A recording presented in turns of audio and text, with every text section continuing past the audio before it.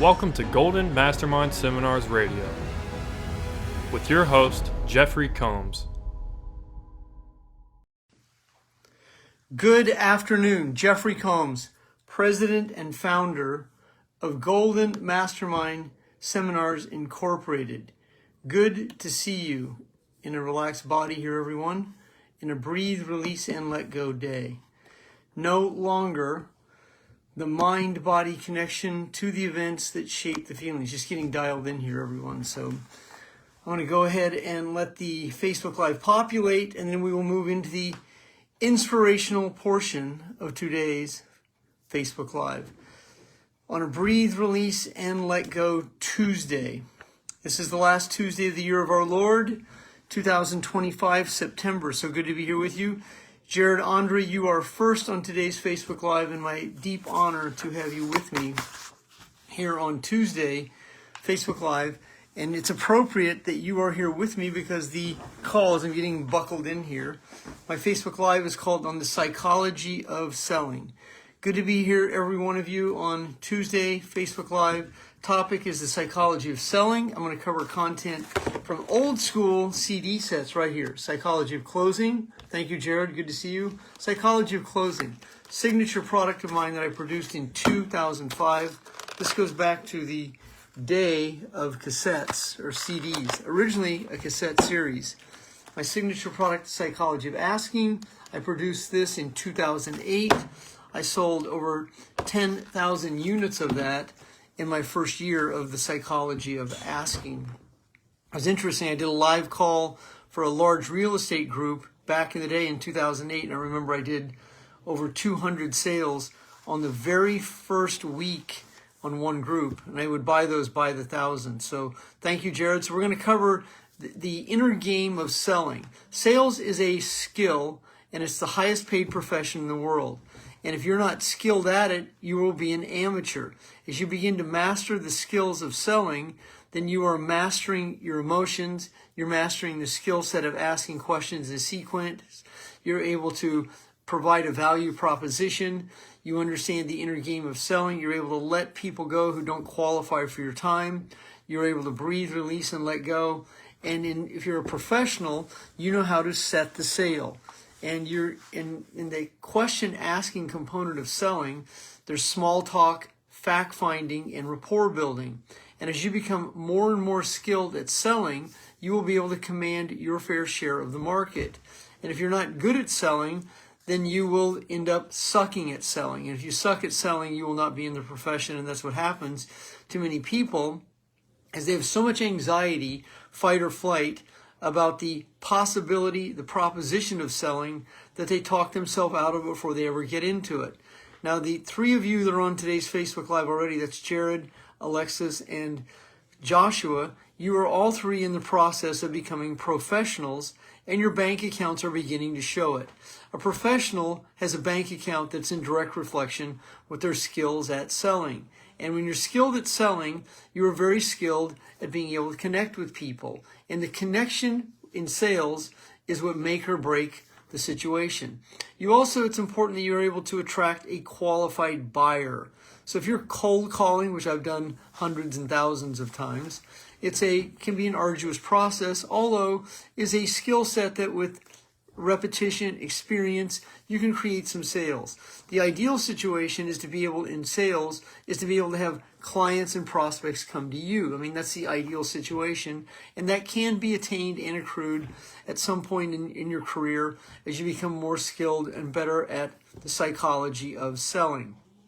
And it's important you have leads and a correlation of more leads than you have time.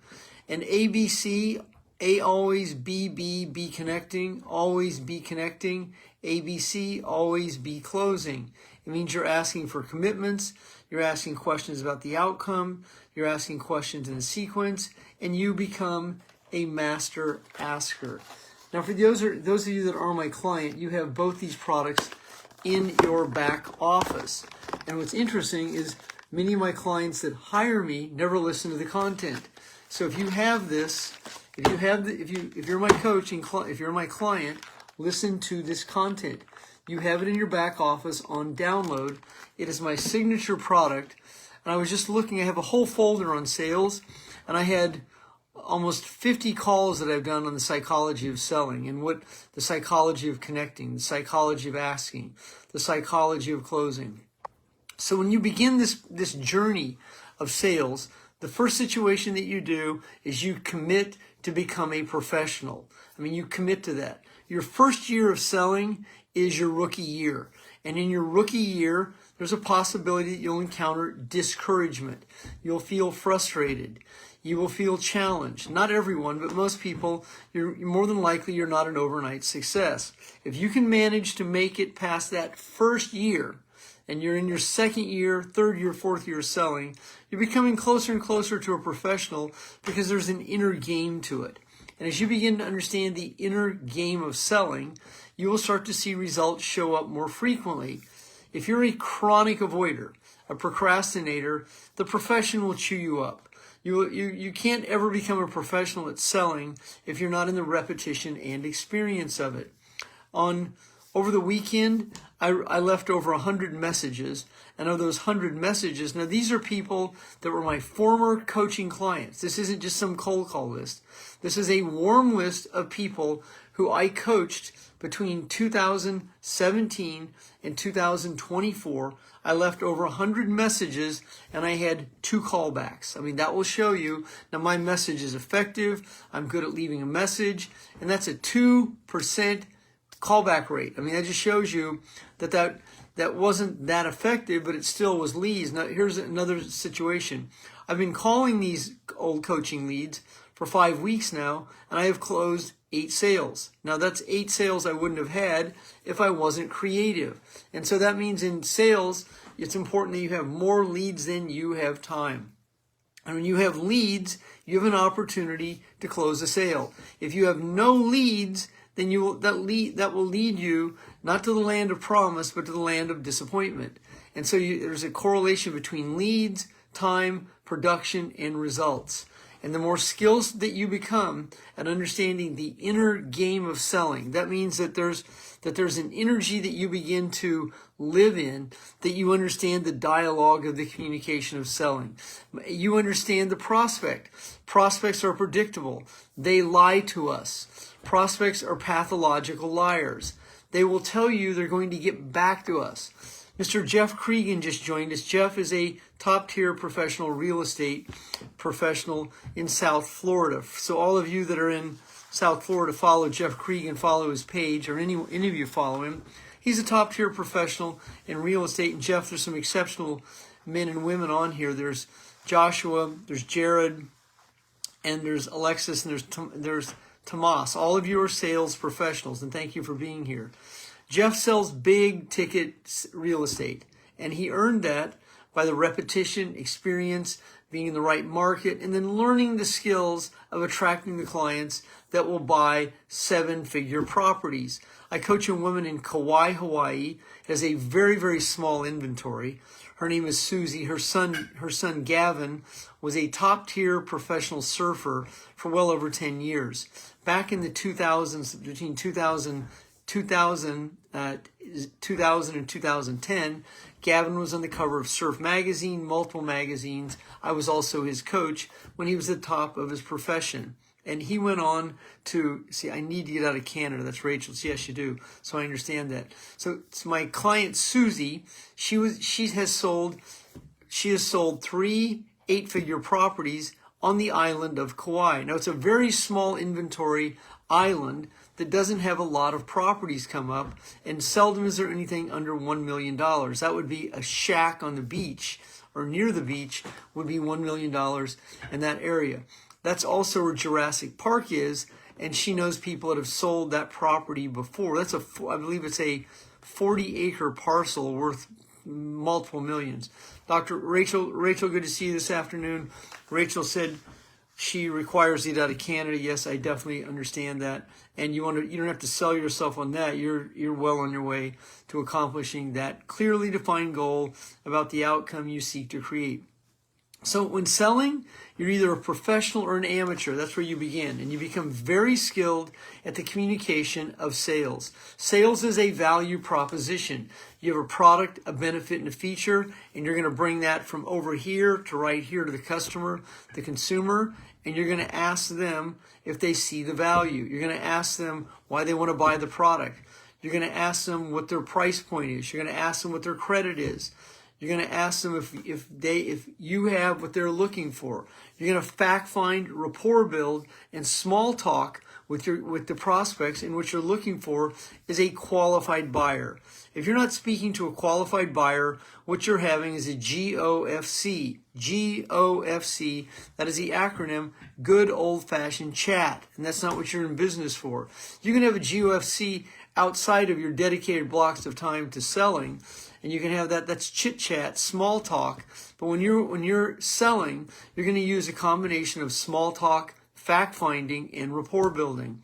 When I'm selling, I do a great deal of fact-finding. I find out where someone's from, what they've been through, where they went to school, what it was like in their household. What is it that they want me to assist them with? Now, that's a key question. When you're selling to the question that leads to the value proposition is you want to be able to find from the buyer, what is it you're looking for? Are you looking for a $1 million home, a $2 million home, a $5 million home? Are you looking to improve the quality of your health? Are you looking for financial products? I mean, what is it that the consumer is looking for? And if they don't know, there's a high probability they're wasting your time. So when I have people who ask me for a 20-minute call and I ask them this question, this is the set the sale. When you are selling, you are setting the sale. The great Jim Rohn used to say, it's not the sale, it's the set of the sale. It's because that determines the destination. He was referencing on a boat how you pull the sail in so it catches the wind, so you go in the direction that you want to go. So when I ask a client this question, if I was your coach, what would you want me to assist you with? Now, here's some answers that really tell me where the client is, the potential client. They'll go, is a sound, means they just checked out. I really don't know. So if they don't know, what am I doing here? That puts more on me to be able to find out from them what it is they're seeking. And then, so when I find that out, then I'm going to provide the value and I'm going to close on the value. I do 20-minute to 30-minute coaching calls. Sometimes they go 40 minutes, but seldom longer than that, because I'm at a point, if it goes 40 minutes, I'm just wasting my time. But at a certain point in any conversation, at the closing table, it's your responsibility to ask for the commitment. You're asking for the order. You're asking for the money. You're asking if they see the value. They're asking if they're ready to purchase. I mean, this is where many people are uncomfortable because they don't want to offend someone, make a mistake, get in trouble, say the wrong thing, and that's what happens to many people is they avoid closing because of their anxiety about the outcome. And when you're anxious about the outcome, you're going to telegraph it, and people feel it. When you're desperate for sale, people feel it. When you are telegraphing your money consciousness, people will feel it. And then you'll encounter the objections. Let me think about it. Now, people that think about it, they're entitled to think about it, but the way that people say they're going to think about it will tell you what it really means. It's your responsibility to determine when someone gives you an objection about committing, and that's what you'll encounter. At the closing table, at the selling table, you will encounter people who offer an objection. Most of the time, the objection is to avoid the commitment. And this is what many people, they're uncomfortable committing. They're not sure if they're ready. Let me think of it. So the 5 main objections are, number 1 is money. Let me think about it. Third-party approval. They want to run it by someone else. Then they want to study the facts. That's the analytical personality. Or they're not interested. Those are the 5 main objections. So let's break that down to 4. Someone that's not interested, you are wasting your time. Yet I have seen people try and beg, convince, seduce people who aren't interested into being a qualified buyer. You have to be able to do this and hear what people mean, not say. And when someone is not giving you buy signals, they're not giving you clearly defined buy signals, you are wasting your time. For instance, are you going to sell a $5 million home to someone who doesn't have credit? Of course not. Well, that's common sense. Yet I've seen people in that same philosophy. They will have conversation with people. They will try and beg someone to buy who doesn't qualify it, doesn't have credit, doesn't have the money, and they'll waste their time because many people get seduced by the, "Hi Andrea, good to see you." They get seduced by they need it. "Oh, you should have this product." And I've seen people say things like this: "I want you on my team." Well, that's not selling. That's seduction. And that means that you are overly involved. "You would be really good at this." I hear this frequently. Well, you don't know that. You're just saying that. That's part of your own seduction. People are going to be really good at it when they're good at it. It's your responsibility to find out, are you looking for what I'm selling? That's your responsibility. And if you're not asking those questions, it's because you're uncomfortable. You're uncomfortable with being rejected, being abandoned. You're uncomfortable with asking for commitments. You're uncomfortable because you're not skilled at selling the dream. You're uncomfortable in asking the questions about the outcome you seek. You're uncomfortable because you experienced trauma as a child and you still feel that rejection, abandonment that you hold on to. You're uncomfortable for multiple reasons. You don't want to offend someone, get in trouble, say the wrong thing, run someone off, and most importantly, you don't want someone to think you're trying to sell them. The dumbest objection you say is, "I'm not trying to sell you something." "I'm not trying to sell you something." Of course you are. Any person that has any level of consciousness knows you're trying to sell them something. It's completely counterproductive, counterintuitive to even say that, because you just telegraphed how uncomfortable you are. The network marketing and direct sales industry, especially network marketing, goes to great lengths to seduce the constituents and the teams into believing they're not selling anything when they are. Not all companies do that. However, in my 38 years of being in network marketing, direct sales, and coaching, I've seen many cultures and many companies tell that to their database. We're just sharing. We're shares people. Well, that's absolutely contradictory, once again, to selling. You're a sales professional. You are selling a product, a benefit, a service, and a feature, a value. You're selling a value proposition. You are selling the dream.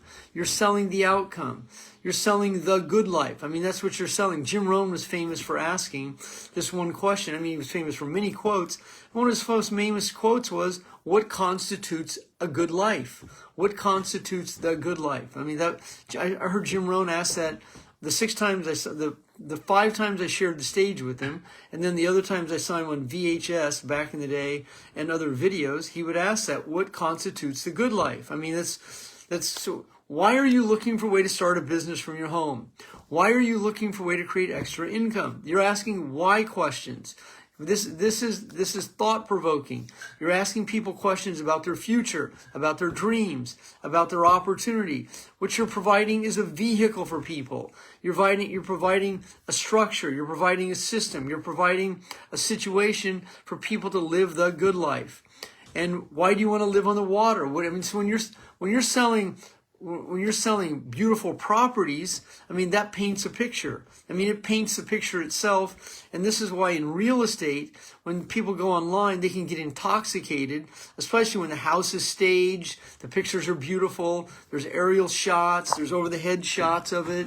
I mean, it's in Montana, it's in South Beach, it's in Hawaii, it's in Kauai, it's in Malibu, it's in Orange County, it's in Laguna Beach, it's in La Jolla, it's in Del Mar. I mean, these are certain places that really paint the picture. It's in Martha's Vineyard. I mean, it's in Key West. I mean, it's in opulence. I mean, it's super opulence. I live very close right here in the San Francisco Bay Area. There's an area code right by me where homes go for $30 million in the San Francisco Bay Area. And if you've ever been to Beverly Hills or West Los Angeles, it's another opulent place. There's Manhattan, and there's places all over the United States. The Yellowstone Club in Bozeman, Montana is very unique, where properties go for in the multiple millions and 8 figures on up. And there's just so much opulence and beauty that paints a picture. And if you're selling, that's what you're doing, is you're painting the picture. So what is my product, service, benefit, and feature going to do for you. Have you ever seen the hair commercials that they have now for men that are bald, and they have new shampoos out, and they show the before and after pictures in all weight loss and vanity. Before and after absolutely paints a picture. It's very seductive because people want to be beautiful, meaning that vanity sells. And so when you're selling vanity products, that's what you're appealing to. You're appealing to looking good, feeling good. And that's what so when you're selling wellness products that are heavy metal detox, you're selling wellness products that will grow hair, you're selling wellness products as anti-aging, you're selling skin creams and skincare and situations like that. You're selling products that give some level of instant gratification. Now, there are health claims but we all know all of those that have sold these products, we know that people have experienced the very situation because we know them, we see them. Now, whether the government allows us to say a health claim, I mean, that's for you to dance around that topic. But that's a major component of why people buy, because of vanity. They want to look good, they want to feel good, and it's a key selling point.